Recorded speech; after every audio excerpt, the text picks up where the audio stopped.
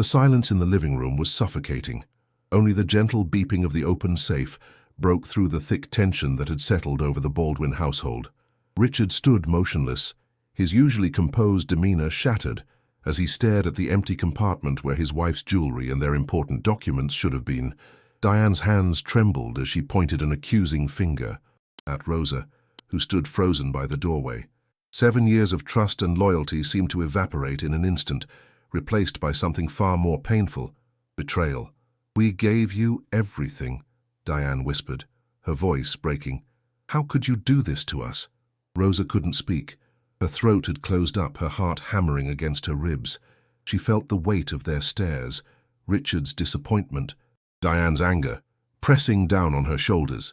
The worst part wasn't the accusation itself, but the certainty in their eyes. They had already convicted her. The ticking of the grandfather clock in the hallway punctuated the silence between them. 1 second, 2 seconds, 3. A scrabbling of nails against hardwood broke the standoff as Buddy, the family's golden retriever, burst into the room. His tail wagged enthusiastically as he circled Rosa's legs, pushing his muzzle against her hand.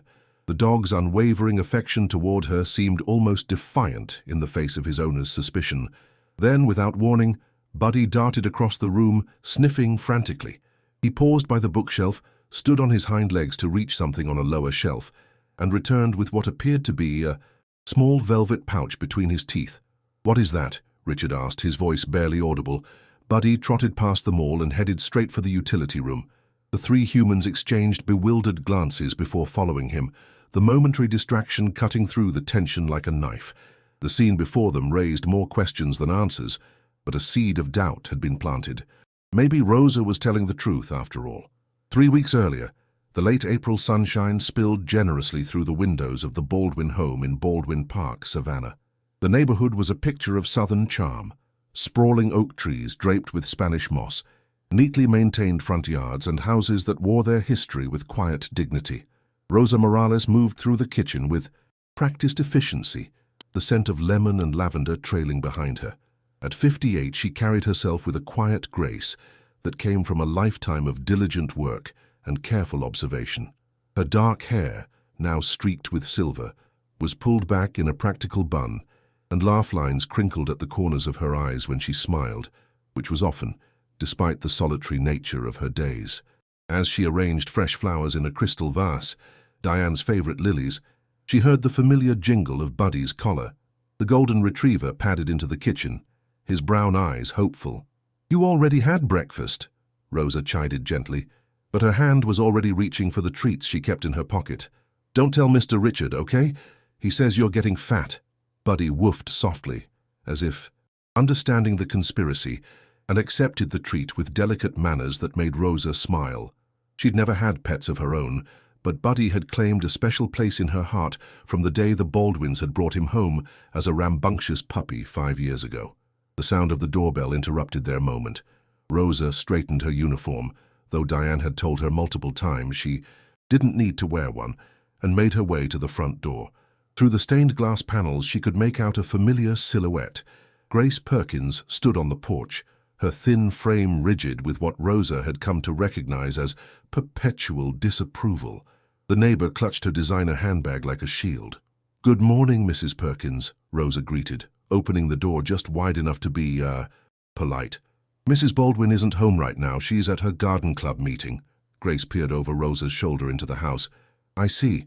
Well, when she returns, please tell her I dropped by to discuss the neighborhood watch meeting. There's been talk of suspicious activity in the area." Her gaze lingered on Rosa a moment too long. "We can't be too careful these days." Rosa nodded politely, used to Grace's thinly veiled insinuations. "I'll let her know." "You've been with the Baldwins quite a while now, haven't you?" Grace asked, making no move to leave. "Almost 7 years," Rosa replied, her smile unwavering. "Such a long time. They must trust you implicitly." Grace's smile didn't reach her eyes.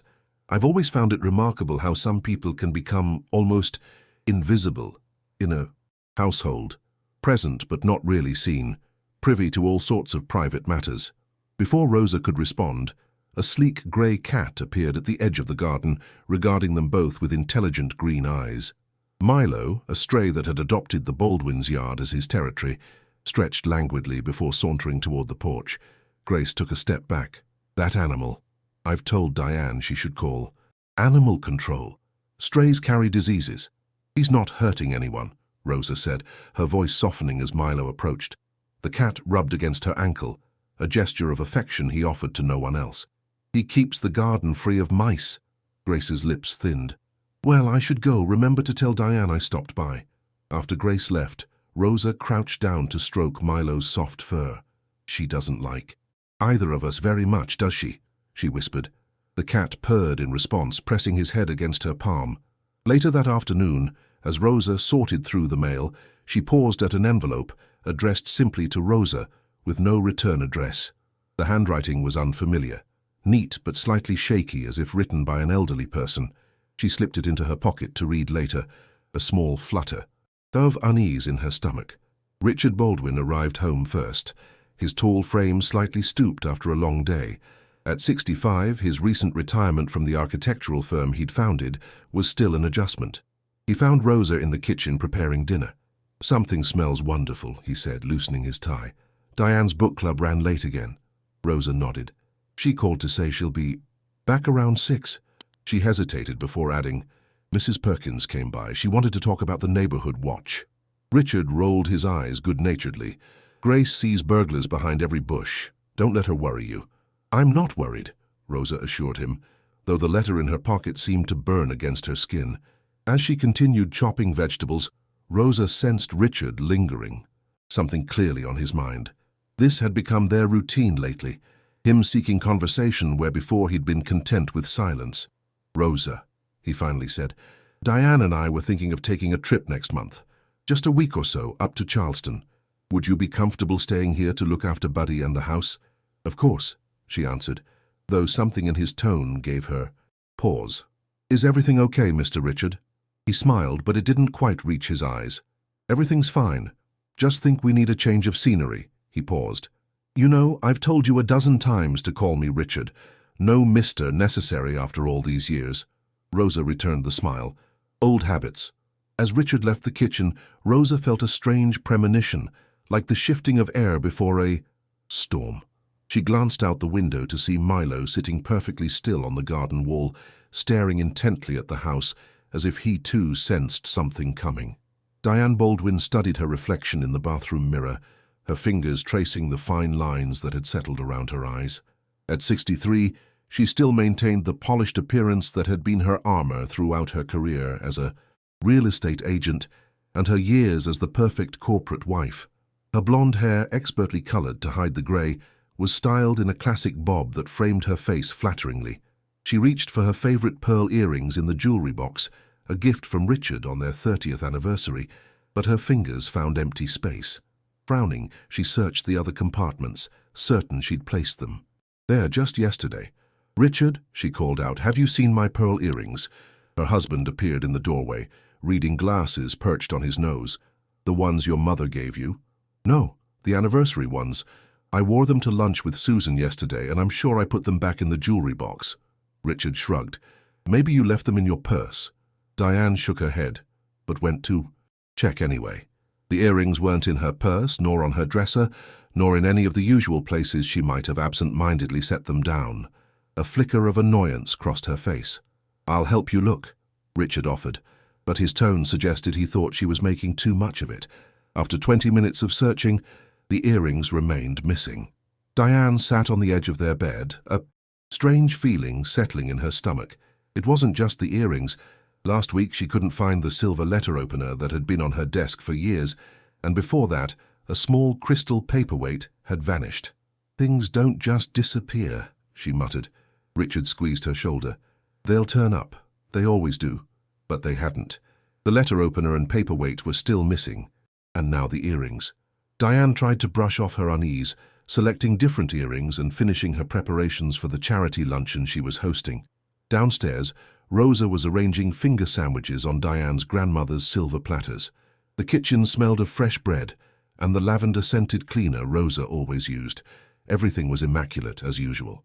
The flowers in the dining room looked beautiful, Diane commented, watching Rosa work. You always know exactly how I like things. Rosa looked up with a smile. Thank you, Mrs. Baldwin. Is there anything else you need before your guests arrive? Diane hesitated, then asked casually, Rosa, you haven't seen my pearl earrings, have you? The ones Mr. Baldwin gave me for our anniversary. I can't seem to find them. Something flickered across Rosa's face. So quickly Diane almost missed it. Concern? Unease? No, ma'am, I haven't. Would you like me to help look for them? No, that's all right. I'm sure they'll turn up. Diane studied Rosa for a moment longer. In 7 years, she'd never had reason to doubt the woman's honesty.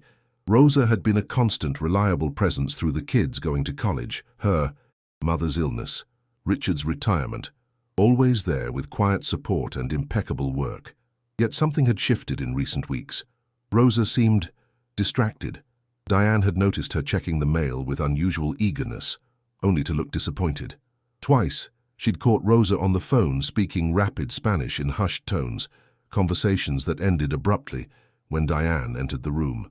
The doorbell rang, announcing the first guests. Diane pushed her concerns aside, slipping into her role as gracious hostess. Later that afternoon, as the last guest was leaving, Grace Perkins lingered, helping Diane collect teacups despite Rosa's attempts to take over the task. Lovely party, as always, Grace said, her voice lowered conspiratorially. Your Rosa did a marvelous job with everything. Diane nodded, sensing Grace had more to say. Has she been with you 7 years now? Grace continued. That's quite remarkable these days, isn't it? People are so transient. We're fortunate to have her, Diane replied, keeping her tone neutral. She'd long ago learned that Grace's observations usually came with a barb. Indeed. Grace paused, then added casually, My sister in Atlanta had a similar situation. A housekeeper she trusted completely had given her keys to everything. Then items started disappearing. Small things at first. Diane stiffened. Rosa is not a thief, Grace. Of course not. Grace backpedaled smoothly. I'm just saying we never really know people, do we? Everyone has secrets. She glanced toward the kitchen where Rosa was washing dishes, then lowered her voice further. Have you ever wondered why someone with her capabilities would spend her life cleaning other people's homes? The question lingered uncomfortably after Grace left. Diane found herself in her home office, staring at the space where her crystal paperweight should have been, the missing earrings suddenly taking on new significance. That evening, after Rosa had gone home to her small apartment above the Baldwins' detached garage, Diane broached the subject with Richard. Do we really know anything about Rosa's background? She asked as they prepared for bed. Before she came to work for us, I mean. Richard looked up from his book, surprised. She came with excellent references. The Andersons employed her for years before they moved to Arizona. Yes, but before that, do we know where she's from originally? If she has family? She's from somewhere in New Mexico, I believe. Why the sudden interest in Rosa's history? Diane sighed, sitting on the edge of the bed. Things have been disappearing, Richard. Small things, but still. Richard's expression hardened. You can't possibly think Rosa would steal from us. No, of course not, Diane said quickly, though the seed of doubt had already taken root.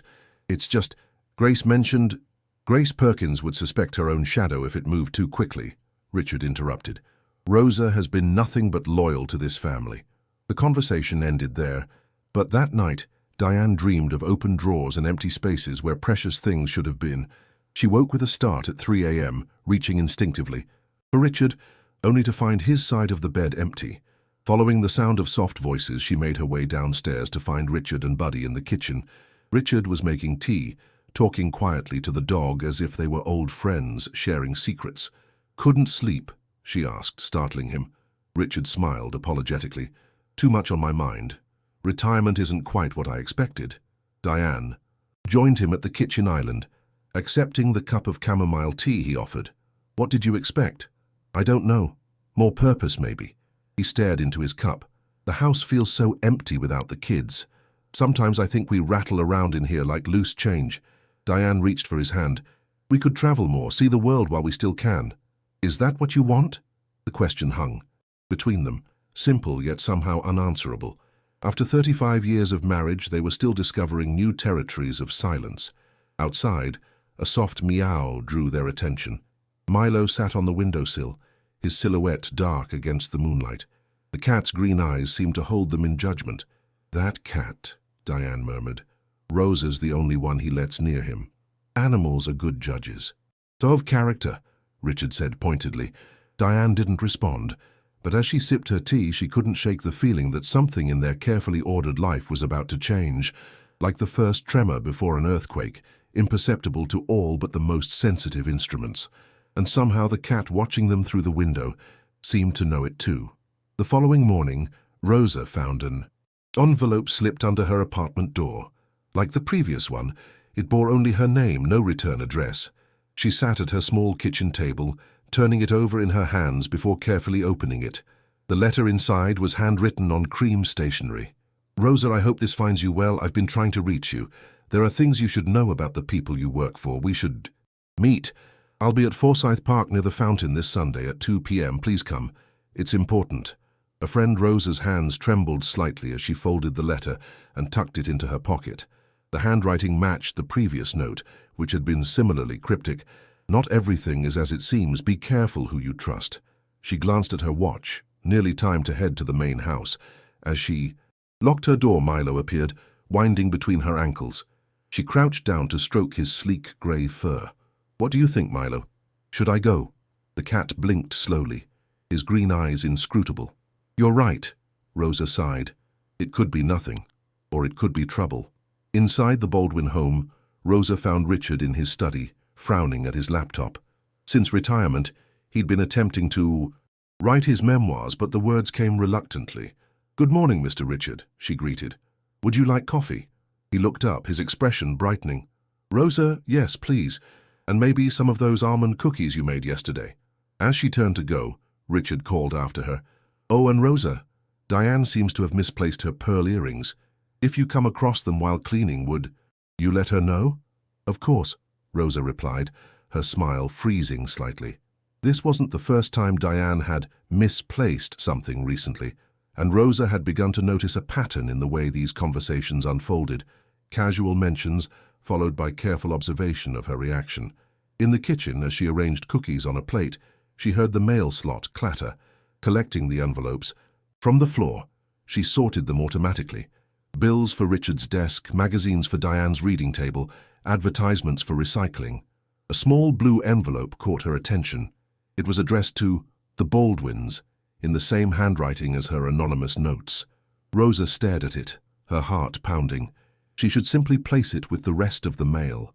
Instead, her fingers closed around it, slipping it into her pocket in a moment of panic. As she carried Richard's coffee and cookies to the study, guilt weighed heavily on her. In 7 years, she had never taken anything that wasn't hers from this house. She had built a life of careful honesty after what happened at her previous job. The false accusation, the humiliation, the whispers that had followed her until she'd moved to Savannah for a fresh start. "Everything all right, Rosa?" Richard asked, noticing her distraction. "Yes, sir, just thinking about my grocery list." The lie came easily. Another small betrayal. Throughout the day, the blue envelope seemed to burn in her pocket. Twice, she nearly took it out to add to Richard's mail pile, but something held her back. Fear, perhaps, or a growing sense that she was being manipulated by someone who knew her past. That evening, after the Baldwins had gone to dinner with friends, Rosa finally opened the blue envelope in the privacy of her apartment. Inside was a single sheet of paper. "To the Baldwin family, your trust is misplaced. Ask Rosa Morales about El Paso 2016. Ask her what she took from the Hendersons. Some people never change. A concerned citizen." Rosa sank onto her bed, the letter falling from her fingers. El Paso. She had tried so hard to forget, to bury the past under years of impeccable service and integrity. Someone new, someone who wanted to destroy the life she had carefully rebuilt. A knock at her door startled her.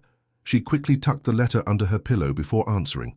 Diane stood on the threshold, elegant in her dinner dress, a hesitant smile on her face. "I'm sorry to disturb you, Rosa. We just got home and realized we forgot our house key. Could we borrow your spare?"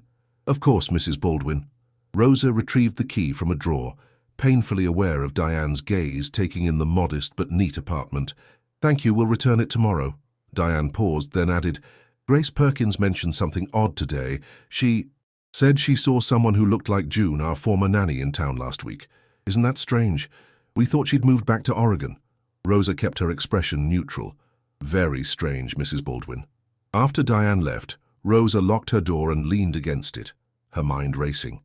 June Miller had been the Baldwins' nanny until about 8 months ago, when she'd abruptly resigned, leaving only a brief note. Rosa had never particularly liked the younger woman.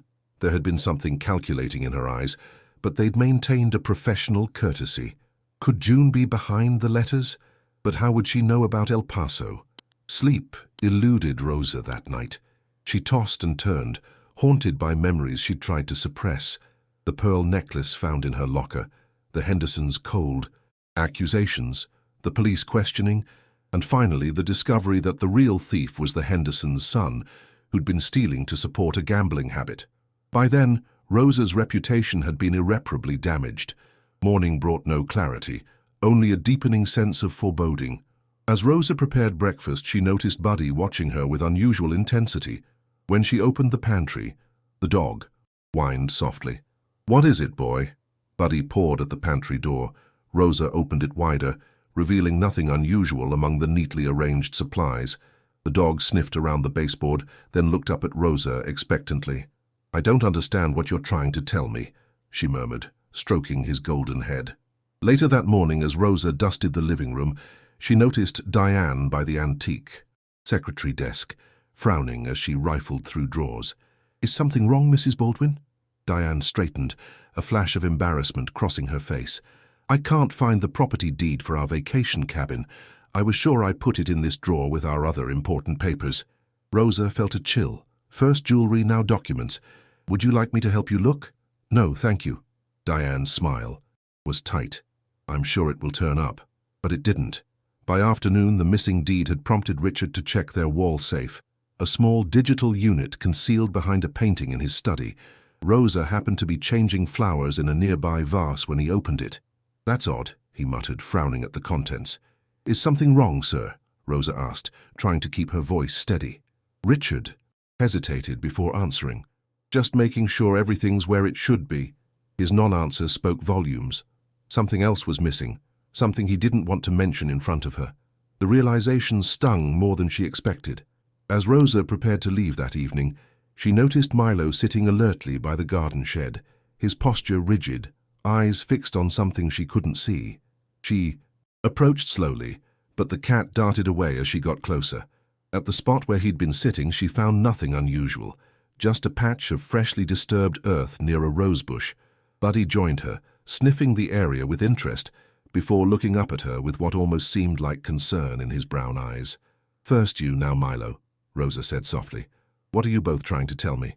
The animals, of course, couldn't answer, but as Rosa walked back to her apartment, she couldn't shake the feeling that something significant had just happened, a warning she didn't yet understand. Saturday morning dawned bright and clear, perfect for the garden club plant sale Diane had been organizing for weeks. Rosa arrived at the main house earlier than usual to help with final preparations, finding Diane already dressed in a floral sundress, directing Richard on where to place tables in the backyard. "Rosa, thank goodness," Diane called. "Could you start arranging the donated plants by type? Annuals on the left tables, perennials on the right." Rosa nodded, relieved by the normalcy of the request after days of growing tension. As she sorted colorful pots of marigolds and petunias, she noticed Richard checking his phone repeatedly, his brow furrowed. "Everything okay, Mr. Richard?" she asked when he came near. He sighed, pocketing his phone. "The locksmith can't come until Monday." "Locksmith?" Richard lowered his voice. "Diane wants to change the locks, and the code on the safe." He looked uncomfortable. "It's nothing personal, Rosa. Just a precaution since things have gone missing." The words hit her like a physical blow. "I understand," she managed, though her voice sounded distant to her own ears. "I told her it's unnecessary," Richard added quickly, "but you know how Diane gets once she has an idea in her head." Rosa continued arranging plants, her movements mechanical. 7 years of trust eroded by a few missing items and anonymous letters. The irony wasn't lost on her. History repeating itself, another family suspecting her of theft. By 10 o'clock, the Baldwins' backyard had transformed into a bustling marketplace.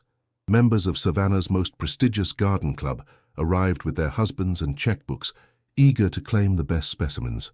Rosa kept to the background, refilling refreshment trays and answering questions about plant care when asked. Grace Perkins arrived fashionably late, making a beeline for Diane. Rosa watched from a distance as the two women conversed, Grace's animated gestures suggesting exciting news. Occasionally, both women glanced in Rosa's direction. "They're talking about you," a voice said softly beside her. Rosa turned to find Susan Mitchell, Diane's oldest friend, and the one garden club member who always treated Rosa with genuine warmth. "Mrs. Perkins has never approved of me," Rosa replied carefully. Susan's kind eyes crinkled at the corners. "Grace disapproves of anyone who doesn't share her particular view of how the world should work. Don't let her bother you." She paused, then added, "Diane mentioned some things have gone missing around the house." Rosa tensed. "Yes, ma'am. Mrs. Baldwin's. Some earrings and some papers." "And you haven't seen them?" "No, ma'am." Susan studied her face for a long moment. "I believe you, Rosa, and I think you should know.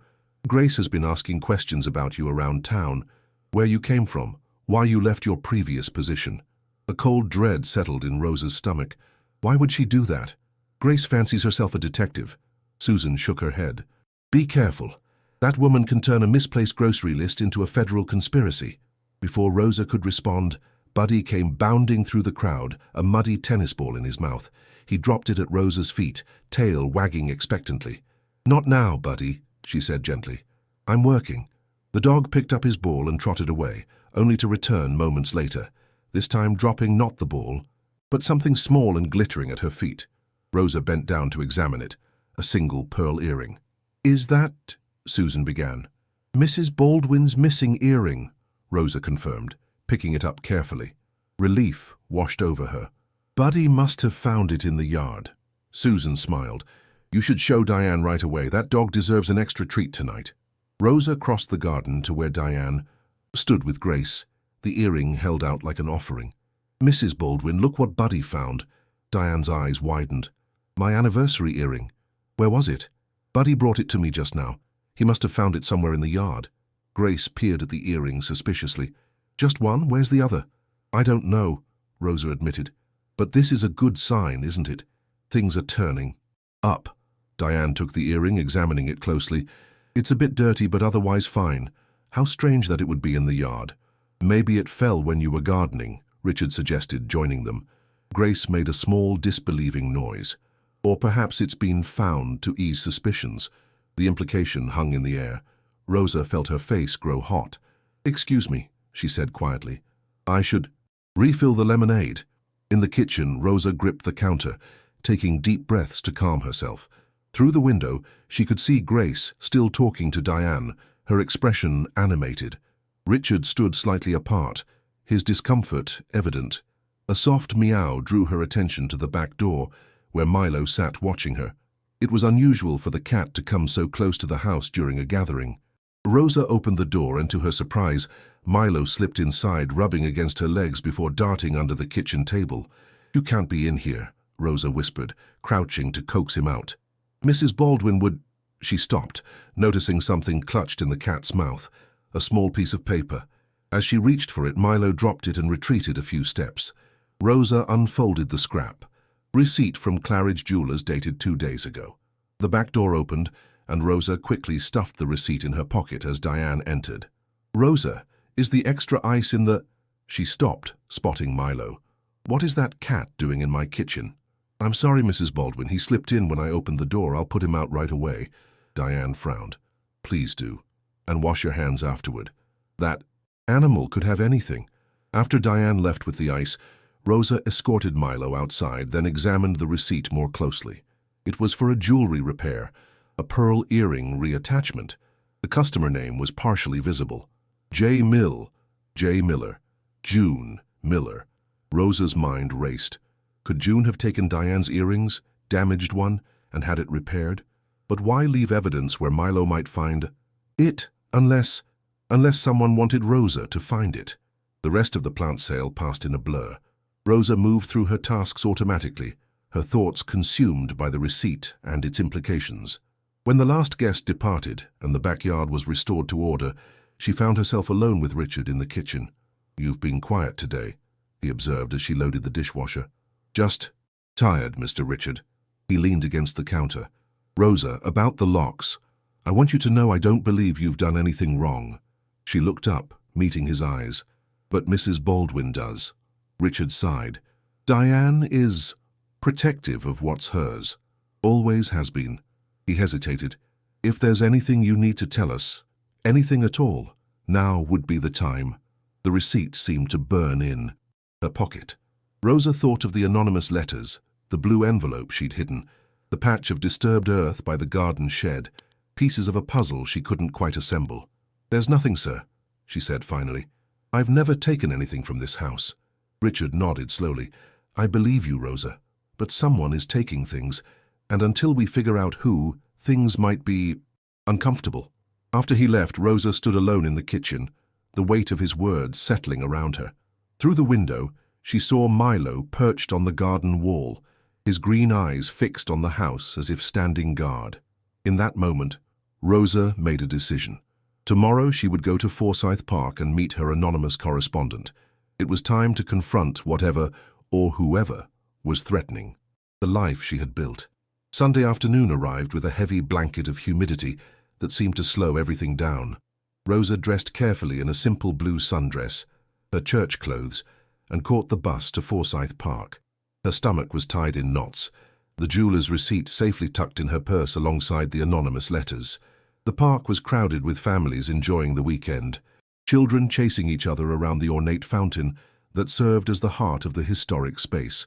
Rosa found an empty bench with a clear view of the fountain and sat down, her hands clasped tightly in her lap. 2 o'clock came and went. Rosa checked her watch repeatedly, scanning the faces around her. Had this been some kind of cruel joke, or was her mysterious correspondent watching her, even now gauging her reaction? Ms. Morales? The voice behind her made Rosa jump. She turned to find a slender woman in her 30s with short blonde hair, partially hidden under a baseball cap, and large sunglasses obscuring much of her face. June, Rosa said quietly, recognizing the former nanny despite her disguise. June Miller slid onto the bench beside her, maintaining a careful distance. Thank you for coming. I wasn't sure you would. You've been leaving me notes, Rosa stated, and a letter for the Baldwins. June's mouth tightened. I left you warnings. The letter to the Baldwins wasn't from me. Rosa studied the younger woman, trying to determine if she was lying. June had worked for the Baldwins for nearly 3 years, caring for their grandchildren during visits and managing the house when the couple traveled. She'd left abruptly last fall without proper notice. Why are you back in Savannah? Mrs. Baldwin thinks you moved to Oregon. That's what I wanted everyone to think. June fidgeted with the strap of her purse. I had to leave in a hurry. Why? June took a deep breath. Because I found something I wasn't supposed to find. She lowered her voice. Do you remember? Last September, when the Baldwins went to that wedding in Charleston? Rosa nodded. The couple had been gone for a long weekend. I was cleaning Mr. Baldwin's study. He'd spilled coffee on some papers, and I accidentally knocked over a stack of folders. When I was putting them back, I saw something. June paused, glancing around nervously. Financial records. Evidence of tax evasion, I think. Large. Sums of money moved to offshore accounts. Rosa shook her head firmly. Mr. Richard would never do something illegal. Not Richard. Diane. June's voice hardened. The accounts were in her name. When I looked more closely at the documents, I saw transfers dating back years, since before they were married. She's been hiding money for decades. The accusation seemed so outlandish that Rosa almost laughed. Mrs. Baldwin is many things, but she is not a criminal. How well do you really know her, Rosa? The real Diane, not the garden club hostess? June leaned closer. 2 days after I found those papers, she accused me of stealing a bracelet. Searched my room, called me a thief in front of Richard. The bracelet mysteriously reappeared the next day in her jewelry box. She claimed she'd forgotten putting it there, but the message was clear. She knew I'd seen something I shouldn't have. A chill ran through Rosa despite the heat. The pattern sounded disturbingly familiar. So you quit. I ran, June corrected, and I would have stayed gone, except, she hesitated, except I heard through a friend who cleans for the Mitchells that things have been disappearing at the Baldwin house, that Diane has been suggesting you might be responsible. Rosa's throat tightened. Why would you care what happens to me? Because I know what it's like to be falsely accused. June's voice softened. And because I think Diane is setting you up. just like she tried to do with me. But why would she do that? I've been with them for 7 years. 7 years is a long time to observe a household. June shrugged. Maybe you've noticed things. Maybe she's just paranoid. Or maybe she needs a scapegoat for the real thefts. Real thefts. The missing documents. Think about it. If someone is stealing financial records and legal papers, and then valuables start disappearing too, it looks like simple theft. No one looks closer at which documents are gone or why. Rosa's mind was spinning. Could June be telling the truth? Or was this an elaborate scheme to deflect suspicion from herself? The earring, Rosa said suddenly. Buddy found Mrs. Baldwin's pearl earring yesterday. I have a receipt showing you had a pearl earring repaired recently. June looked genuinely confused. What, I haven't been to a jeweler? Then how do you explain this? Rosa pulled out the receipt, showing it to June. June studied it, then shook her head. This isn't mine. Look at the address, 25 Abercorn Street, apartment 3B. That's not where I lived. Someone used my name. Rosa took back the receipt, examining it more carefully. The address wasn't one she recognized. The earring Buddy found, June began slowly. Was it dirty, like it had been buried? Yes. How did you know? Because that's Diane's method. She hides things in places they'll eventually be found, making the thief look innocent and herself mistaken rather than malicious. She did it with my alleged theft, too. June stood up. I've said too much already. I shouldn't even be here. Wait, Rosa called as June began to walk away. What should I do? June turned back, her expression hidden behind her sunglasses. Be careful. Watch Diane, not Richard. And check the garden shed. There's a loose floorboard in the back right corner. Before Rosa could ask what she meant, June disappeared into the crowd, leaving Rosa alone with more questions than answers. The bus ride back to Baldwin Park felt interminable. Rosa stared out the window, her thoughts churning with June's accusations. Could Diane Baldwin, perfectly coiffed, socially conscious Diane, really be engaging in tax fraud? And if so, was she genuinely setting Rosa up to take a fall? It seemed incredible, yet something about June's story rang true. The pattern of accusations followed by convenient discoveries was exactly what had happened with Rosa's previous employers in El Paso. The memory still made her stomach clench, the police questioning, the humiliation of having her locker searched, the whispers that followed her even after her name was cleared. By the time Rosa reached the Baldwins' house, clouds had gathered, promising an evening thunderstorm. The main house was dark. The Baldwins had mentioned attending a dinner party. Perfect timing to investigate June's claim about the garden shed. Buddy greeted her at the side gate, tail wagging. Enthusiastically. You shouldn't be out here alone, Rosa murmured, patting his golden head. Did they forget to bring you in? The dog followed her to the shed, whining softly as she used her key to unlock the padlock. Inside, garden tools hung neatly on walls, bags of fertilizer and potting soil stacked in organized rows. Rosa made her way to the back corner, Buddy close at her heels. The floorboard June had mentioned looked no different from the others, but when Rosa pressed on one edge, it lifted slightly. Using a trowel, she pried it up completely, revealing a small space beneath. Rosa gasped. Inside the hiding spot was a manila envelope and a velvet jewelry pouch. With trembling fingers, she opened the pouch first.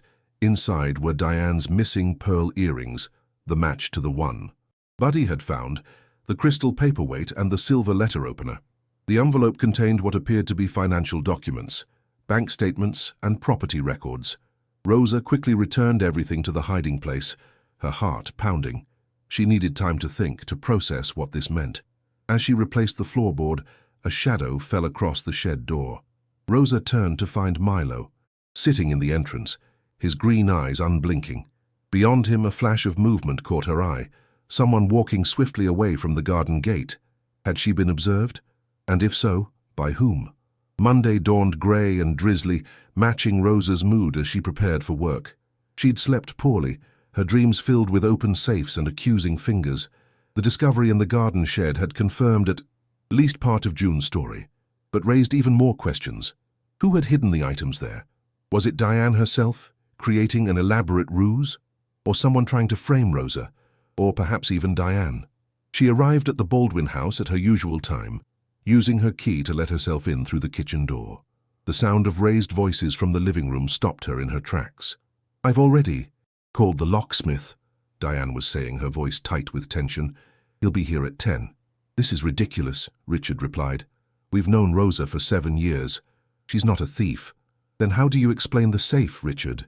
It was closed when we left yesterday and it was open when we got home. Nothing's missing yet, but someone entered the code. Rosa felt the blood drain from her face. The safe had been opened?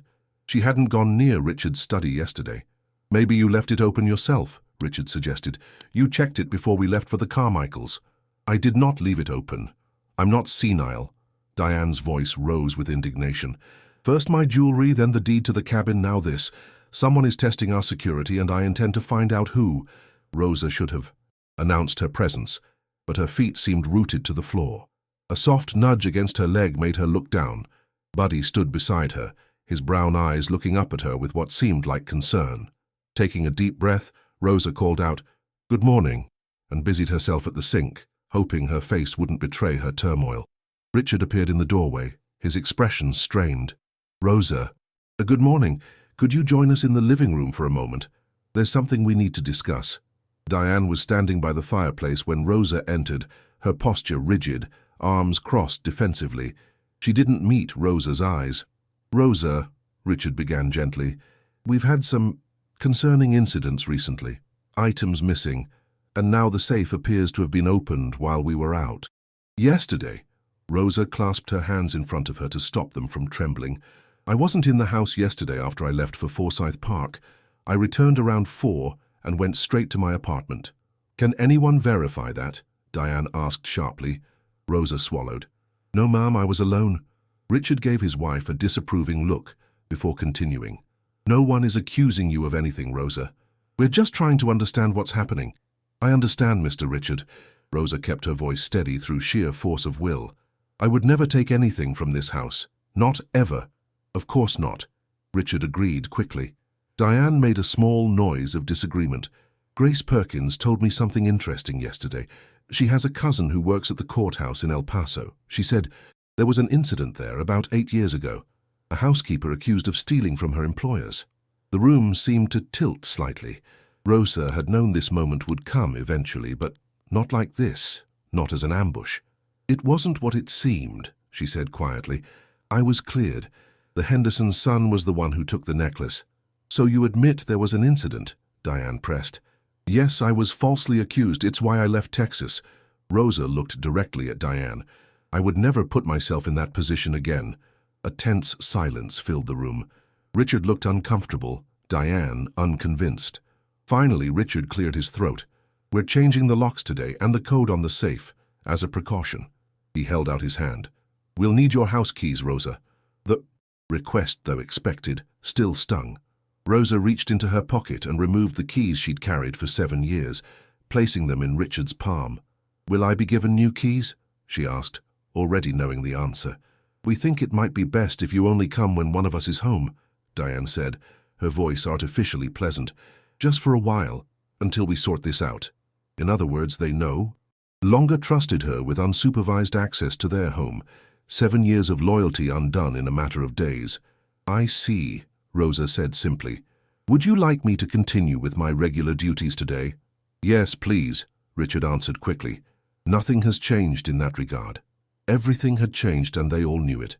The hours crawled by, each minute weighted with unspoken accusations. Rosa moved through her tasks mechanically, aware of Diane watching her from doorways, following her movements as if expecting to catch her in the act of theft. Only Buddy seemed unchanged, staying close to Rosa, occasionally pressing his warm body against her legs as if in solidarity. Shortly before noon, the doorbell rang. Rosa answered it to find Grace Perkins on the porch, an artificial smile fixed on her thin face. "Rosa, how nice to see you. Is Diane available?" "She's in the sunroom, Mrs. Perkins. I'll let her know you're here." Grace put a hand on Rosa's arm, stopping her. "Actually, I wanted to speak with you first." Her voice dropped to a conspiratorial whisper. "I know about El Paso, Rosa, about what really happened with the Hendersons." Rosa went very still. "I don't know what you mean." "I think you do." Grace's eyes glittered with malicious satisfaction. "The necklace was just the beginning, wasn't it? There were other things. Things they couldn't prove, but everyone suspected." "That's not true." Rosa's voice shook with suppressed anger. I was innocent, the police confirmed it. Did they, or did the Hendersons simply decide not to press charges? Grace's grip tightened. Slightly. People like you count on the charity of people like us, Rosa. Don't make the mistake of thinking you belong here. Before Rosa could respond, Diane appeared in the hallway. Grace, what a lovely surprise. Come in, come in.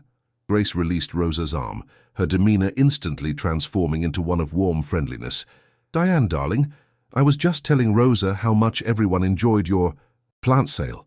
The two women disappeared into the sunroom, leaving Rosa in the hallway, her arm still burning from Grace's grip. Through the partially open door, she could hear their conversation shift immediately to hushed, urgent tones. She should walk away, continue with her dusting, her vacuuming, her careful preservation of a home that was never hers. Instead, Rosa found herself moving closer, to the door, straining to hear. Brought the photos, Grace was saying. My cousin had them in the courthouse records. Let me see, Diane replied. A pause. Then Diane's voice again, lower. This doesn't prove anything, Grace. It's just Rosa at a courthouse. Look at the date, Diane. March 2016, the exact time of the Henderson case. She lied about being cleared. She was let go with a warning. Because Mrs. Henderson felt sorry for her. Another pause. Rosa could imagine Diane studying the photos, doubt hardening into conviction. I knew something wasn't right, Diane murmured. The way things have been disappearing. You need to protect yourself, Grace urged. What if she's been taking things all along? Small things you wouldn't notice. And now she's getting bolder. Rosa backed. Away from the door, her chest tight with panic. The situation was spiraling beyond her control. Grace Perkins had made herself judge and jury, and Diane was all too willing to believe the worst. As she retreated to the kitchen, Rosa found Buddy waiting for her, a tennis ball at his feet. The dog's simple desire for play, for normalcy, nearly broke her composure. She crouched down, wrapping her arms around his warm, solid presence. What am I going to do, Buddy? She whispered against his golden fur. No one believes me. Not again. The dog whined softly, pressing closer. Through the window, Rosa could see Milo on the garden wall, watching the house with his unblinking green eyes.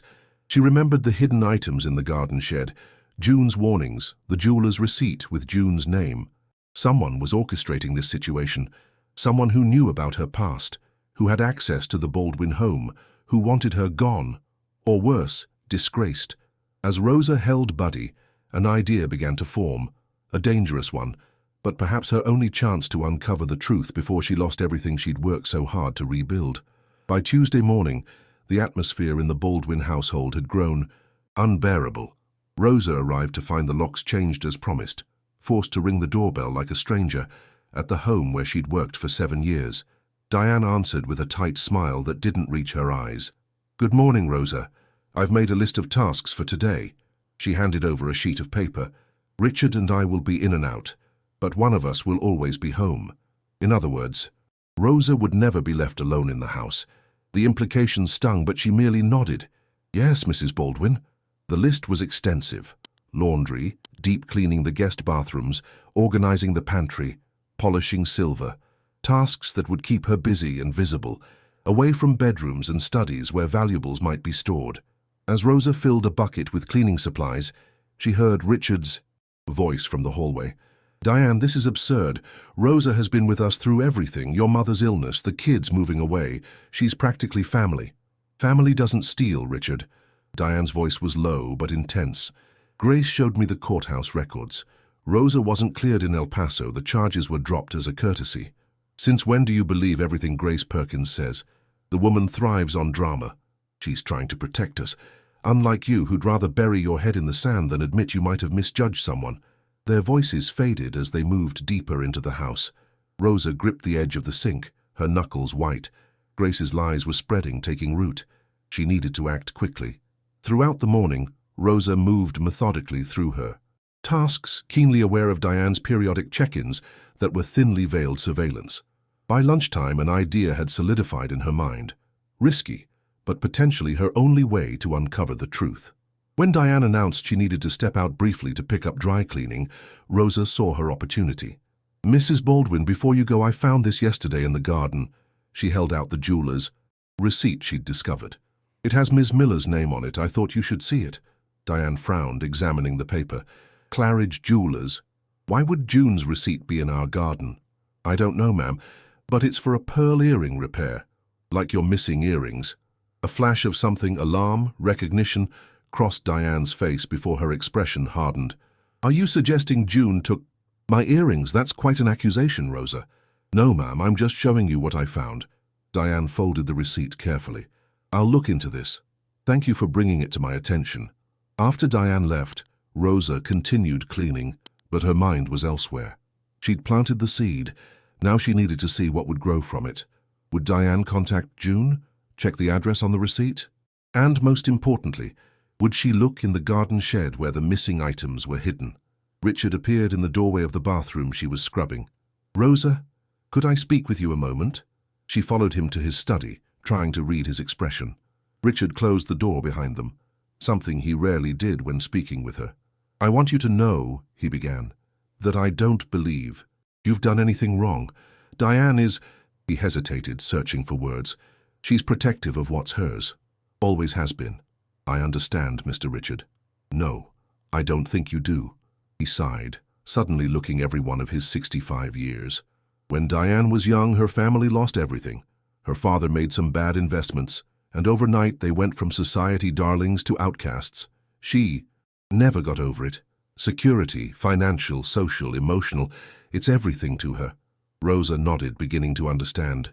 That's why the missing items upset her so much. It's not about the things themselves, it's what they represent, a breach in the walls she's built. Richard ran a hand through his thinning hair. I'm telling you this because I want you to be patient with her. This will blow over, Rosa.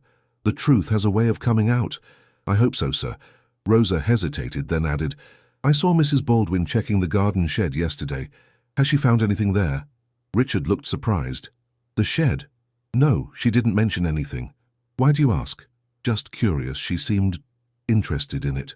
A flicker of suspicion crossed Richard's face. Rosa, if you know something about... What's happening? I don't, sir, not for certain. It wasn't exactly a lie. She had suspicions, but no proof. Richard studied her face for a long moment, then nodded. All right, back to work then. As Rosa left the study, she glanced out the window to see Diane returning, her posture rigid with purpose. Something in her manner sent a chill down Rosa's spine. The gambit with the receipt had sparked something, but what? Diane swept into the house moments later, her voice crisp as she called, Richard, could you come here, please? Rosa continued polishing the dining room silver, straining to hear their conversation in the hallway. Their voices were too low to make out words, but the urgent tone was unmistakable. Occasionally Diane's voice would rise, absolutely certain, and checked.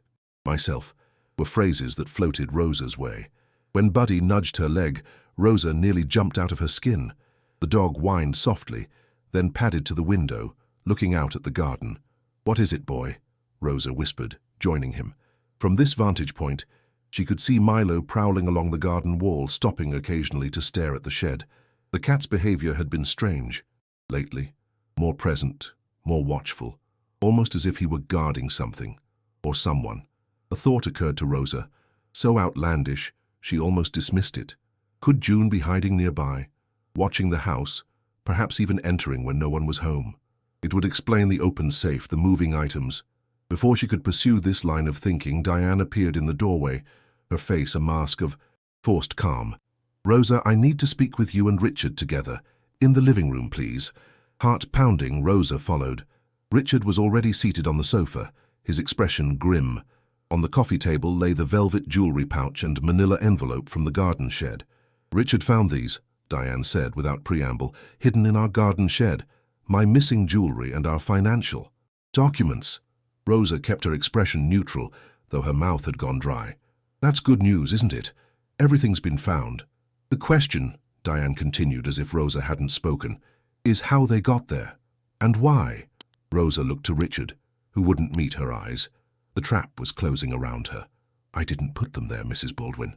No. Diane's voice was dangerously soft. Then, how did you know to ask Richard if I'd found anything in the shed? You mentioned it specifically to him this morning. Rosa's mind raced. I saw you looking there yesterday. I was curious if you'd found what you were searching for. I never went near the shed yesterday, Rosa. I haven't been in there for weeks. A lie. Rosa had seen her with her own eyes. Unless it hadn't been Diane. At all. There's more, Diane continued. I called Claridge Jewelers about that receipt you so helpfully provided. They have no record of any repairs for a June Miller.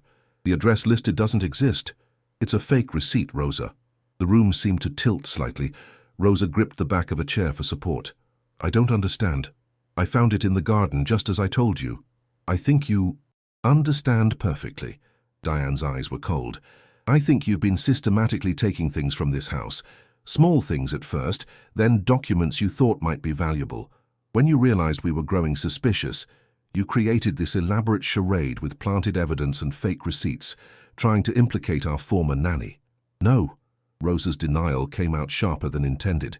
That's not what happened. I would never... We found your fingerprints on the safe, Rosa, Richard interrupted, his voice heavy with disappointment. The locksmith checked when he changed the code yesterday. This finally was too much. That's impossible, Rosa insisted. I've never touched your safe. Never. A heavy silence filled the room. Richard looked pained, Diane triumphant. The evidence against her was mounting, and Rosa could see no way to defend herself without revealing what June had told her. Accusations against Diane that would seem like desperate deflection. I think, Diane said finally, it would be best if you left our employment, effective immediately. We won't involve the police out of respect for your years of service, but we want you out of the apartment by the end of the week.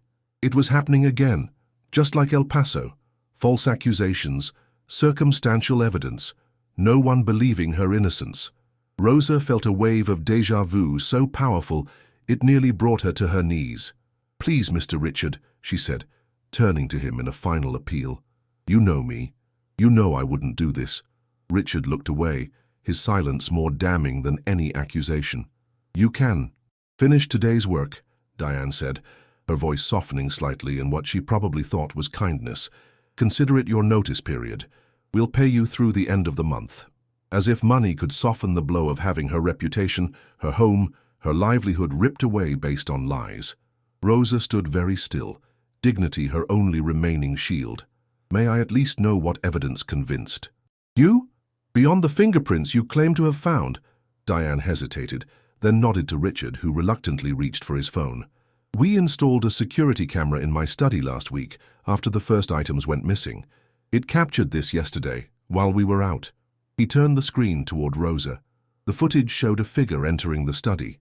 A woman in a uniform similar to Rosa's, back to the camera. The woman approached the safe, entered a code, and opened it, apparently examining the contents before closing it again and leaving. That's not me, Rosa said immediately. I wasn't even in the house yesterday afternoon. The timestamps say otherwise, Diane replied coldly. As does your uniform. Look closer, Rosa insisted. That person is shorter than me, and I was at Forsyth Park yesterday at 2 p.m. meeting. She stopped herself just in time. Mentioning June now would only make her look more guilty. Meeting who, Rosa? Richard asked, suddenly alert. A friend, she said lamely, but I have no proof. I was alone on the bus back. Another silence, heavier than before. Rosa knew how this looked. Guilty deflections, unprovable alibis, the same pattern that had destroyed her life in El Paso. I think we're done here, Diane said finally. You can collect your things on Friday. Until then, please limit your presence to your apartment unless you're working. Rosa straightened her shoulders, summoning her last reserves of dignity. Yes, Mrs. Baldwin. She turned to go, then paused at the doorway. I didn't take your things. Someday you'll realize that. As she walked out, Rosa heard Buddy whining from the kitchen, scratching at the door that separated him from her. At least someone in this house still believed in her innocence. Rosa moved through the remainder of her workday in a fog of disbelief and despair. Every corner of the Baldwin home, once so familiar and comfortable, now seemed to accuse her. The grandfather clock in the hallway that she'd carefully wound each Sunday for 7 years. The crystal vases she'd filled with fresh flowers every third day. The family photographs she'd dusted so gently, watching the Baldwin children grow up through frozen moments of time. All of it would be lost to her by Friday. As she folded laundry in the utility room, Rosa fought back tears. She'd rebuilt her life after El Paso, careful step by careful step. Now she would have to start over again, but this time with 2 accusations of theft following her. Who would hire her? Where would she go? A soft meow from the window drew her attention. Milo sat on the sill outside, his green eyes fixed on her with an intensity that seemed almost human. The cat had always been a comfort, but today his presence reminded her of June's warnings, the hidden items in the shed, the mysterious figure on the security footage. None of it made sense. Why would someone go to such lengths to frame her? What could possibly be gained from her dismissal? I need to think, she murmured to herself. There must be a connection I'm missing. As she carried the folded sheets to the linen closet, Rosa passed Richard's study. The door was ajar, and she could see him, sitting at his desk, head in his hands. The sight of his distress gave her pause. Despite everything, she felt a surge of compassion for the man who had always treated her with respect. She continued down the hallway, her footsteps slowing as she approached the master bedroom. Diane was out again, another garden club emergency, leaving Richard to keep an eye on things. The bedroom door was closed, as it always was when Rosa wasn't actively cleaning it. An idea formed, dangerous, potentially disastrous, but possibly her only chance to find answers. If Diane was involved in something illegal, as June had suggested, where would she keep evidence? Not in the safe that Richard had access to, somewhere more private, more personal. Rosa glanced back toward the study. Richard was still at his desk, absorbed in his thoughts. Taking a deep breath, she quietly opened the bedroom door and slipped inside. The room was immaculate. Rosa had cleaned it just yesterday. She moved silently to Diane's dressing table, examining the surface without touching anything. Nothing unusual. The jewelry box held only costume pieces. Diane kept her valuable jewelry in the safe. Next, Rosa checked the nightstand on Diane's side of the bed. Inside the drawer were reading glasses, hand cream, a novel with a bookmark halfway through. Nothing suspicious. She was about to give up when her gaze fell on the antique floor-length mirror in the corner. It had been in Diane's family for generations, one of the few pieces she'd inherited before her father's financial ruin.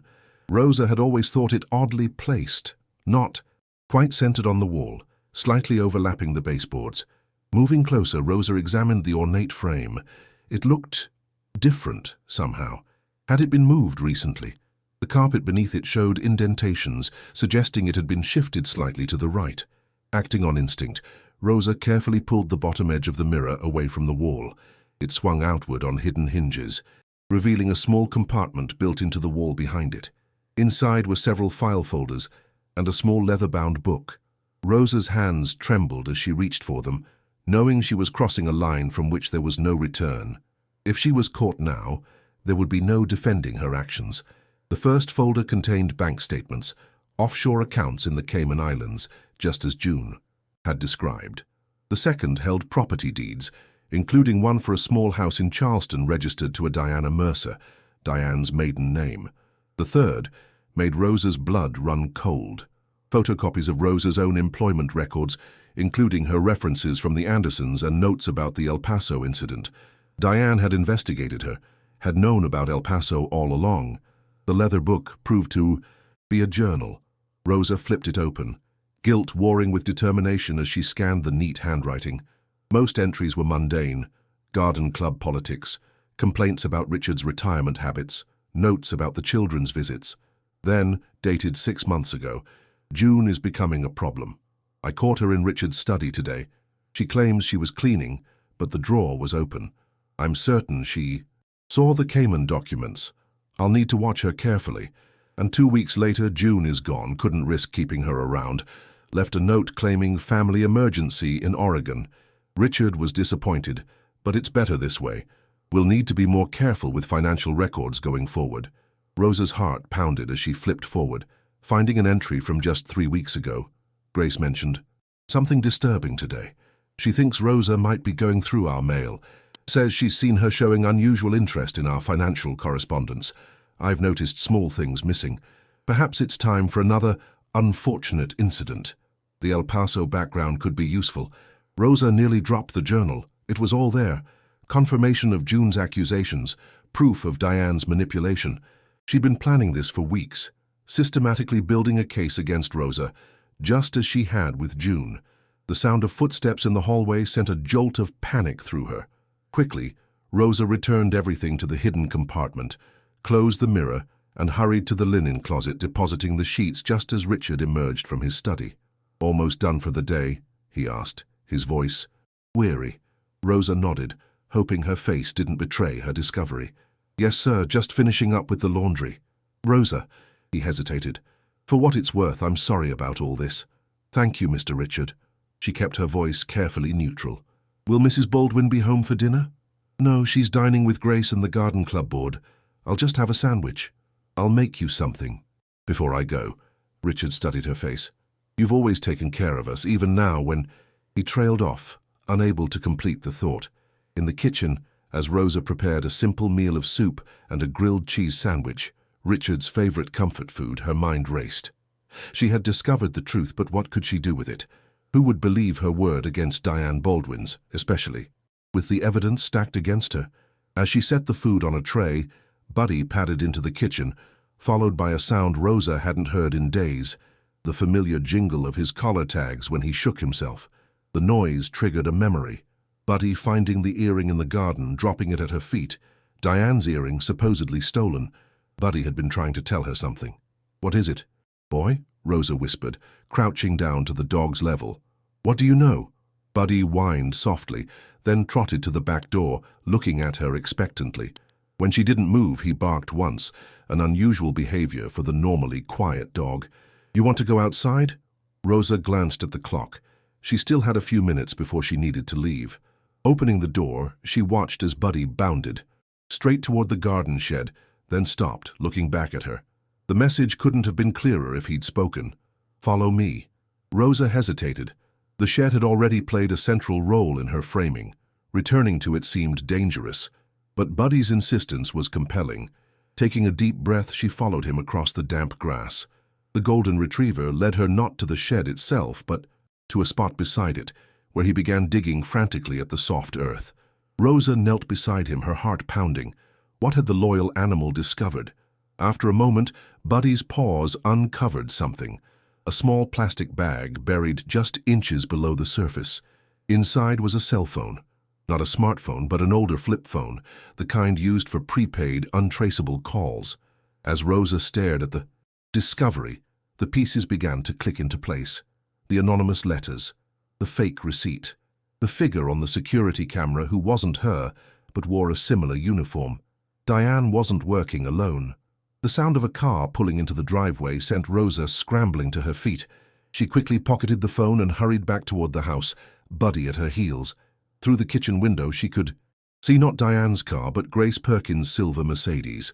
Rosa slipped inside just as the front doorbell rang. She heard Richard answering, his voice carrying down the hallway. "Grace, I thought you were having dinner with Diane and the garden club." "Change of plans," Grace's voice replied smoothly. "The meeting ended early. Is Rosa still here? I left my sunglasses on Sunday and I think she might have found them." "She's just finishing up in the kitchen." Rosa quickly composed herself, placing Richard's dinner tray on the counter as footsteps approached. Grace appeared in the doorway, her thin smile not reaching her eyes. "Rosa, there you are. Have you seen my sunglasses? I think I left them on the patio table." "No, ma'am, but I can check for you." "How kind. I'll come with you." There was something predatory in Grace's manner that set Rosa's nerves on edge. As they stepped onto the patio, Grace closed the door behind them, cutting off Buddy, who had tried to follow. "I know what you've been doing, Rosa," Grace said quietly, her pleasant facade dropping away. "Snooping around, talking to June Miller, making up stories about Diane." Rosa stiffened. "I don't know what you mean." "Don't play innocent with me." Grace's voice hardened. "June should have stayed away and you should have minded your own business. Now I'll have to deal with both of you." The pieces fell into final, terrible alignment. Grace was Diane's accomplice, perhaps even the mastermind. The false receipt with June's name, the planted evidence, the security footage, all orchestrated by the neighbor who had always watched Rosa with suspicion. "It was you on the security camera," Rosa said softly. "In a uniform like mine. You opened the safe." Grace's smile was cold. "Prove it. No one will believe you, Rosa. Not with your history, not with the evidence against you. Why? Why go to all this trouble to frame me? You were getting too close. asking too many questions about the missing items, noticing patterns. Diane needed a distraction, and you provided the perfect solution, a housekeeper with a history of theft accusations. Rosa's mind raced. She needed to get back inside, to tell Richard what she'd discovered. But Grace stood between her and the door, her expression calculating. "What happens now?" Rosa asked, playing for time. "Now?" Grace's smile widened. "Now you leave, disgraced once. Again. Find another city, another trusting family, and you forget everything you think you know about Diane Baldwin." Behind Grace, a shadow moved across the kitchen window. Richard, listening. How much had he heard? Enough, Rosa hoped. Enough to start questioning the narrative Diane and Grace had so carefully constructed. "And if I don't leave quietly," Rosa challenged, finding courage in desperation. "Then things could get very unpleasant." Grace's voice dropped to a whisper. "Accusations of theft are one thing. Accusations of fraud are quite another, especially when backed by falsified evidence." The threat hung in the air between them, as tangible as the evening humidity. Rosa understood with chilling clarity. Grace and Diane wouldn't stop at ruining her reputation. They would destroy her completely if necessary. But Rosa was no longer alone in her knowledge. Richard had heard at least part of their conversation, and in her pocket, the buried phone might hold evidence of Grace and Diane's conspiracy. For the first time in days, Rosa felt a glimmer of hope. The truth might yet emerge, if she could stay one step ahead of the women who had worked so hard to bury it. The following morning broke with a thunderstorm that matched Rosa's turbulent emotions. She'd spent a sleepless night examining the flip phone Buddy had uncovered, finding a series of text messages between two numbers, brief, coded communications about arranging evidence and planting the jewelry. Though the senders used only initials, G and D, their identities were obvious. Most damning was a message from 3 days ago. "Camera footage ready. We'll show R tomorrow. Make sure M is out of house afternoon of setup." Rosa had been deliberately sent on errands, while Grace, wearing a similar uniform, entered the house and opened the safe. The entire scheme had been meticulously planned, but knowing the truth and proving it were different matters. Who would believe her word against Diane? Baldwin's? Grace had powerful connections throughout Savannah, and Diane's social standing was impeccable. Rosa was just a housekeeper, with a previous accusation of theft on her record. As she prepared to face what might be her last day in the Baldwin home, Rosa made a decision. She would speak to Richard alone, show him the phone and the messages. Whatever his faults, he was fundamentally fair. If he had overheard even part of Grace's conversation on the patio, he might be willing to listen. The rain was still falling steadily when Rosa arrived at the main house, using her key for what might be the last time. The foyer was dark, the house unusually quiet. "Mr. Richard," she called, removing her rain-soaked jacket. No answer. Perhaps he was still asleep, or in his study with the door closed. Rosa moved toward the kitchen, only to stop short at the sight that greeted her. Richard sat at the kitchen table, his face ashen. Across from him was Diane, her posture rigid, eyes red-rimmed as if she'd been crying. Between them on the table lay the flip phone Rosa had found, the one she'd left hidden in her apartment. "How did you—" she began, then fell silent. Someone had been in her apartment while she was out.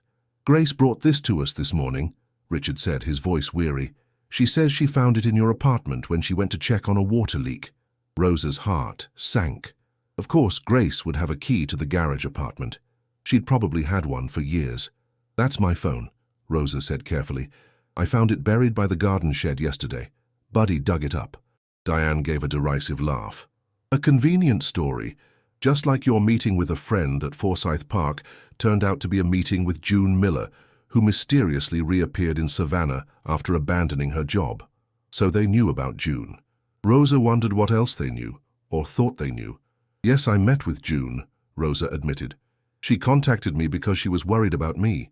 She said she'd been falsely accused too just before she left." "June Miller is a thief and a liar," Diane snapped. "She accessed private financial documents and tried to blackmail us. When that failed, she stole my jewelry to get back at us." "That's not true," Rosa insisted. "June left because she found evidence of offshore accounts, tax evasion." The words hung in the air, dangerous and irrevocable. Richard's eyes widened slightly, darting to Diane, whose face had gone very still. Be very careful, Rosa, Diane said softly. Accusations like that are slander. Read the text messages on that phone, Rosa countered. They prove you and Grace planned this whole thing, planted evidence in the shed, staged the security footage, everything. Richard picked up the phone, but Diane placed her hand. So for his. Don't bother. Grace already showed us. There are messages between Rosa and June planning this whole conspiracy. What? Rosa gasped. That's not possible. I never... It's all there, Diane continued smoothly. How you and June would plant evidence to make it look like someone was framing you. How you'd accuse me of financial crimes to deflect suspicion. Even how you'd use Buddy to find things and make yourself look innocent. Rosa felt the blood drain from her face. They'd switched the phone or altered the messages. Her evidence had been turned against her. Richard, she pleaded, turning to him. You heard Grace last night on the patio. You must have heard what she said to me. Richard looked uncomfortable. I heard Grace confronting you about making false accusations. Against Diane. About working with June to cause trouble. The trap was complete. Everything Rosa said would only make her appear more guilty. She looked from Richard to Diane, seeing not malice, but absolute conviction in their faces. They truly believed she was guilty. What happens now? She asked quietly. You leave today, Diane said. We've already arranged for someone to take over your apartment. We'll pack your things and have them sent wherever you want. And if I go to the police with what I know? Richard cleared his throat. Rosa, please don't make this worse than it already is. We have security footage of you entering my study and opening the safe. We have the phone with messages between you and June. We have your fingerprints on stolen items found in the shed. His voice softened. We're not pressing charges out of respect for your years of service. Don't make us reconsider. It was hopeless. Every piece of evidence had been carefully arranged against her. Even if she found June again, their combined testimony would look like a conspiracy, exactly as Diane had described it. I'll need an hour to pack, Rosa said, her voice hollow. Take the day, Richard offered, an empty kindness. We'll be out until evening. Lock the door when you leave. As they prepared to leave, Buddy trotted into the kitchen, immediately coming to Rosa's side. He whined softly, pressing against her legs. Buddy, come, Diane called sharply. The dog hesitated, looking up at Rosa with sorrowful eyes before reluctantly following his owners. Alone in the silent house, Rosa let the tears come at last. 7 years of her life wiped away by lies. Another city, another fresh start needed. But this time, the accusations would follow her more persistently. This time, there might be no rebuilding. As she climbed the stairs to her apartment, a soft meow drew her attention. Milo sat on the bottom step, his green eyes fixed on her with that same intense, knowing gaze. At least you believe. Me, Rosa murmured, reaching down to stroke his sleek fur. The cat purred, then abruptly turned and padded toward the back door, looking over his shoulder as if expecting her to follow. When she didn't move, he meowed more insistently. I can't play right now, Milo, I have to pack. But the cat was adamant, pacing back and forth between Rosa and the door. Something in his behavior reminded her of Buddy the day before, when he'd led her to the buried phone. Do you know something too? She asked softly. Following the cat outside, Rosa watched as Milo led her not to the garden shed, but toward the back wall of the property, where a large oak tree spread its branches over a corner of the yard. The cat stopped at the base of the tree, pawing at something partially hidden among the roots. Kneeling, Rosa discovered a small weatherproof box, the kind used to hide spare keys. Inside was a tiny SD card and a folded note. With trembling fingers, she opened the note to find June's handwriting. Rosa, if you're reading this, they've made their move against you too. The SD card contains security footage from cameras I installed before I left. One in the garden shed, one overlooking the back door. It shows everything. Take it to Detective Michael Santos at Savannah PD. He's been investigating Diane's finances for months. Stay strong. June hope surged through Rosa, powerful and dizzying. June hadn't abandoned her. She'd been watching, gathering evidence, waiting for the right moment. As Rosa clutched the SD card, a plan began to form. She wouldn't confront Richard and Diane again. Not yet. First, she would take this evidence to the police. Then perhaps the truth would finally emerge. Milo rubbed against her ankles, purring loudly as if in approval. Thank you, Rosa whispered, reaching down to stroke the cat, who had just possibly saved her future. You clever, loyal friend. As she stood, resolve hardening within her, Rosa gazed back at the Baldwin house, the place she'd called home for 7 years. One way or another, she would clear her name. This time, the truth would not remain buried. Detective Michael Santos didn't look like Rosa had expected. In his mid-50s, with salt-and-pepper hair and kind eyes behind wire-rimmed glasses, he resembled a high school English teacher, more than a police officer. His cluttered desk in the Financial Crimes Division of the Savannah Police Department was stacked with files and coffee cups. "Ms. Morales," he said, gesturing to the chair across from him, "thank you for coming in." Rosa sat stiffly, the SD card clutched in her hand. "June Miller said you're investigating Diane Baldwin." Santos's expression remained neutral, but his eyes sharpened with interest. "I can neither confirm nor deny ongoing investigations, but I can listen to what you have to share." For the next hour, Rosa told her story. The missing items, the anonymous letters, her meeting with June, the hidden evidence in the garden shed, Grace's threat on the patio, and finally, the discovery of the security footage Milo had led her to. Santos listened without interruption, occasionally making notes. When she finished, he leaned back in his chair. "May I see the SD card?" Rosa handed it over, watching anxiously as he inserted it into his computer. For several minutes, he reviewed the footage in silence, his expression giving nothing away. Finally, he looked up. "This is significant, Miss Morales. We've been investigating certain financial irregularities connected to the Baldwin household for some time, but we've lacked concrete evidence." "Then you believe me?" Rosa asked, hardly daring to hope. "The footage clearly shows Grace Perkins planting items in the garden shed while wearing gloves. It also shows her entering the Baldwin home using a key on an afternoon when, according to your account, you were at Forsyth Park." He tapped his fingers thoughtfully on the desk. "Combined with the information June Miller provided us several months ago, we may finally have enough for warrants." Relief washed over Rosa, so powerful she had to grip the edge of the desk. "What happens now?" "Now, you go home and pack as they instructed. Act normally. Don't let them suspect anything has changed." Santos's voice turned gentle. "We'll need time to process this evidence properly and coordinate with the IRS on the financial aspects. If you confront them now, evidence might disappear." "How long?" "A few days at most. We'll contact you when it's time." He handed her a business card. "My personal cell is on the back. Call if anything changes or if you feel threatened." As Rosa stood to leave, Santos added, "Ms. Morales, for what it's worth, I'm sorry this happened to you. Sometimes the people we trust the most are the ones most capable of betraying that trust." The words followed Rosa as she left the police station, a bittersweet truth she was still coming to terms with. 3 days later, Rosa had settled into a small hotel room paid for with her dwindling savings. She'd left the Baldwin home as instructed, locking the door behind her for the last time. Richard had been absent during her departure, but Diane had watched from the window, her expression unreadable. Buddy had barked frantically from inside the house, scratching at the door as if sensing Rosa wouldn't be returning. The sound had nearly broken her resolve to leave quietly. Each day since, Rosa had waited for word from Detective Santos, checking her phone obsessively. When it finally rang on the third evening, her heart leaped into her throat. "Miss Morales." "It's time," Santos said without preamble. "We're executing search warrants at the Baldwin residence and Grace Perkins's home tomorrow morning. We'd like you present as a witness to identify certain items." "I'll be there," Rosa promised, her voice steady despite the butterflies in her stomach. 8 a.m. at this address." He provided a location several blocks from the Baldwin home. "And Ms. Morales?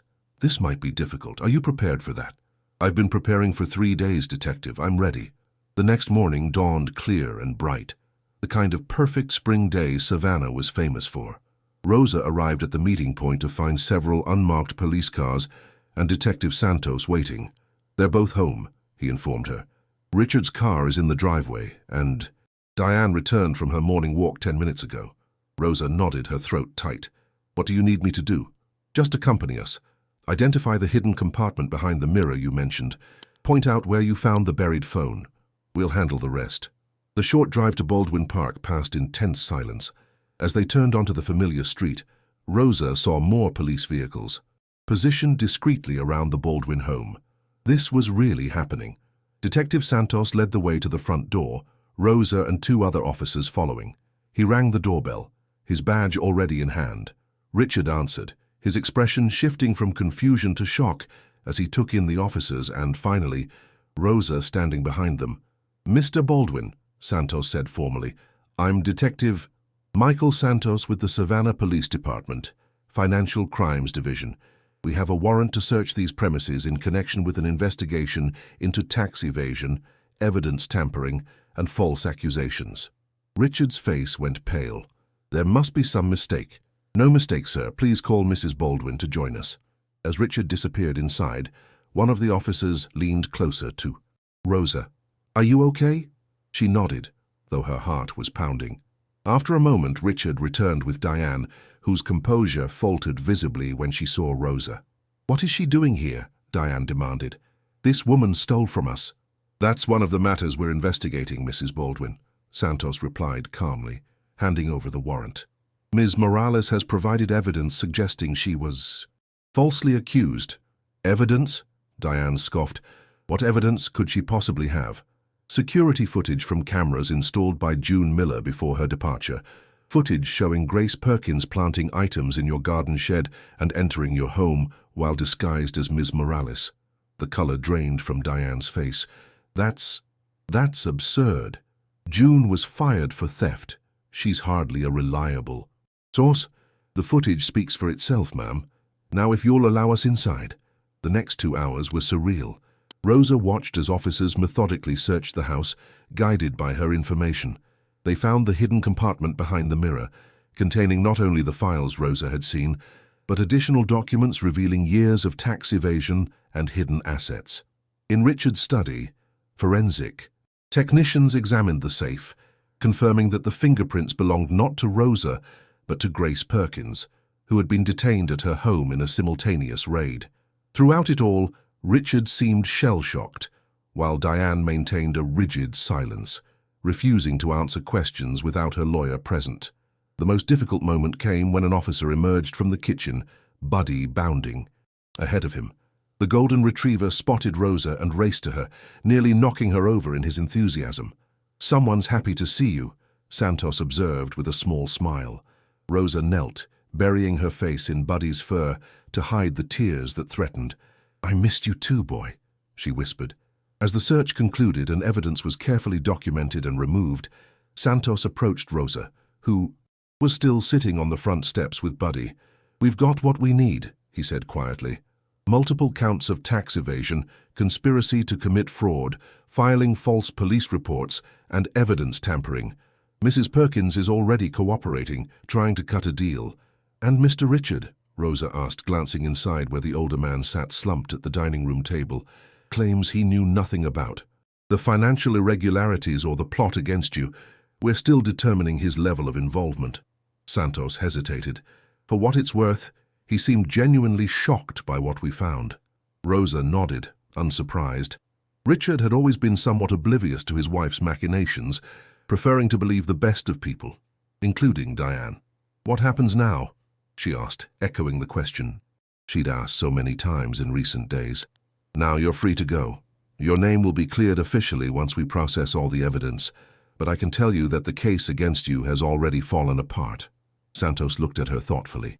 "Have you thought about what comes next?" Rosa stroked Buddy's head, considering. "I don't know. Start over somewhere, I suppose." "Well, when you decide, let me know. My sister owns a property management company that could use someone trustworthy." He handed her another card. "No pressure, just an option." As the officers began to depart, Diane was escorted to a waiting police car, her lawyer trailing behind. She paused when she saw Rosa on the steps. "You think you've won," she said, her voice low and bitter, "but you've destroyed a family. I hope you're satisfied." Rosa met her gaze steadily. "You did that yourself, Mrs. Baldwin. I only wanted the truth." After they left, only Rosa, Richard, and Buddy remained on the front porch, an awkward silence stretching between them. Finally, Richard spoke, his voice rough with emotion. "I should have believed you. All these years you never gave me any reason to doubt your honesty." "No, you shouldn't have," Rosa agreed quietly. "But fear and loyalty are powerful forces, Mr. Richard. I understand that now more than ever." He looked at her, eyes red-rimmed. What will you do? Rebuild. Again. She smiled faintly. I'm getting quite good at it. Richard nodded, then surprised her by reaching into his pocket and extracting a set of keys, her old keys to the house and apartment. These are still yours if you want them, he said, holding them out. The garage apartment at least, until you decide what's next. Rosa hesitated, looking at the keys that represented so much. Trust broken, and perhaps someday rebuilt. I don't know if that's a good idea. Probably not, Richard admitted with a sad smile. But Buddy would miss you terribly, and so would I. As if understanding, Buddy pressed closer to Rosa, his brown eyes pleading. Beyond him, she noticed Milo sitting on the garden wall, watching the scene with his usual inscrutable gaze. The animals had never doubted her, had in fact been instrumental in uncovering the truth. There was a lesson there about loyalty and instinct that Rosa was only beginning to appreciate. I'll think about it, she said finally, accepting. The keys. Not a yes, but not a no either. A door left open, just a crack. 1 month later, Rosa sat on the bench at Forsyth Park, watching children play around the fountain. Beside her, June Miller sipped coffee from a paper cup. I still can't believe Diane got 10 years, June said, shaking her head. And Grace took a plea deal to testify against her.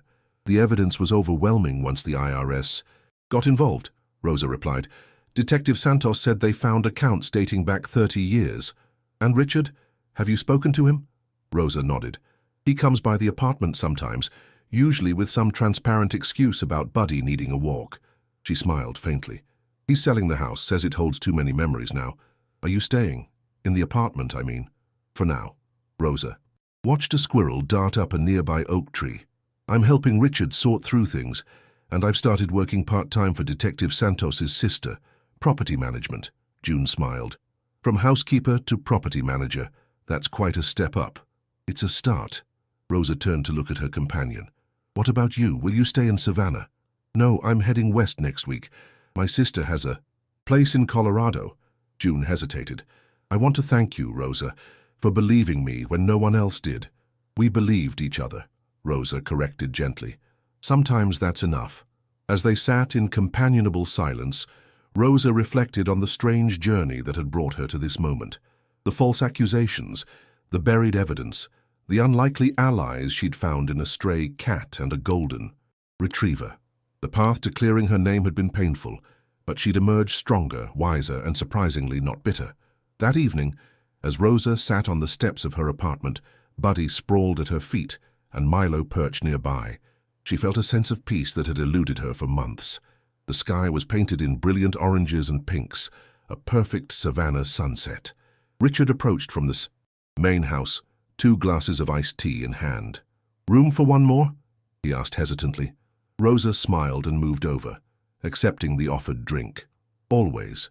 As the sun dipped below the horizon, Rosa thought about innocence, how fragile it was, how easily questioned, how fiercely it sometimes needed to be defended, and about loyalty, the unexpected kinds that came from the most faithful of hearts. Penny for your thoughts? Richard asked. Rosa looked down at Buddy, then over at Milo, both watching her with devoted eyes.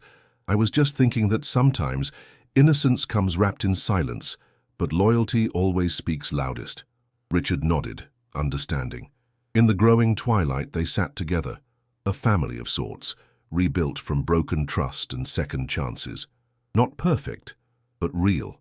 And for Rosa, after everything, that was more than enough.